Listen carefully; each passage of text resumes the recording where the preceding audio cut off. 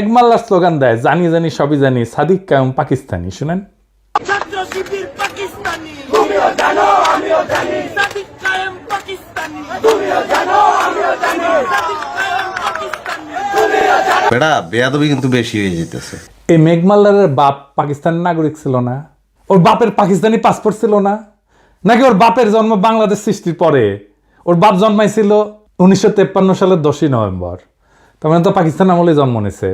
ওই মেঘমাল্লারের দাদা ও কেন পাকিস্তানে থাকিছিল, ইন্ডিয়া যায়নি কেন? সুযোগ তো ছিল। নাকি পাকিস্তানে থাকাও পাকিস্তানের নাগরিক হইয়াও তারা পাকিস্তানি না? যে তুমি একটা কথা কইলে ভাই, ছাত্র শিবির পাকিস্তানি। তো ছাত্র ইউনিয়ন পাকিস্তানি ছিল না? যে ছাত্র ইউনিয়ন 1969 সালের 25শে আগস্ট বিবৃতি দিয়ে বলছে জামাতে ইসলামী পাকিস্তানের অস্তিত্বের বিরোধী। ওর নিজের দল পাকিস্তানের অস্তিত্ব রক্ষায় দিওয়ানা ছিল। বলো কি, তুমি সত্যি বলছো? পুরো পত্রিকা দেখান ইডিএস সাহেব, পরে আবার কইতে পারে আমরা এডিট করে বানাইছি। দেখান ছাত্র ইউনিয়নের নাম দেখান, ছাত্র ইউনিয়নের নেতাদের নাম দেখান, প্রেসিডেন্ট সেক্রেটারির নাম দেখান। এভাবে প্রকাশ্যে কেউ কি এসব কথা বলে? ছাত্র ইউনিয়ন শুধু না, বিপুল বিক্রমে মুজিববাদী ছাত্রলীগও পাকিস্তানের অস্তিত্ব রক্ষায় দিওয়ানা হয়েছিল।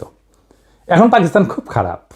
1969 সালের 25শে মার্চ আইবার পতন হয়ে গেছে, মানে গণঅভ্যুত্থান হয়ে গেছে। তারপরের ঘটনা, তারপরে এই বিবৃতি দিচ্ছে 5 মাস পরে পাকিস্তানের রক্ষায় দিওয়ানা। তাও তারা পাকিস্তানি না, অন্যরা পাকিস্তানি। হ্যাঁ, কারণ ওই ডেমোনাইজেশন প্রজেক্ট, পাকিস্তানকে ডেমোনাইজ করা। শাসক হিসাবে পাকিস্তান খারাপ কাজ করে না এরকম না, অবশ্যই করছে। আমরা প্রয়োজনে সেটা সমালোচনা করব, কোনো অসুবিধা নাই। কিন্তু যেই কাজটা করে নাই, আমি কি তারে সেই কাজের দায় দিতে পারি? নাকি সেটা দেওয়া উচিত? আর যখন একজন যে কাজটা করে নাই সেই কাজের দায় তার উপরে চাপায় দেওয়া হয়, তখন তো তার উদ্দেশ্য নিয়ে আমার প্রশ্ন তোলা উচিত। তুমি সব কি বলছো?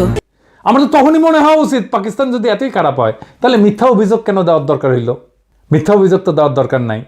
যারা কারো নামে মিথ্যা অপবাদ দেয় তাদের সাথে তো কোনো ডিল করাই উচিত না, তাদের কোনো কথা শোনাই উচিত না, তাদের উপরে আস্থা রাখাই উচিত না।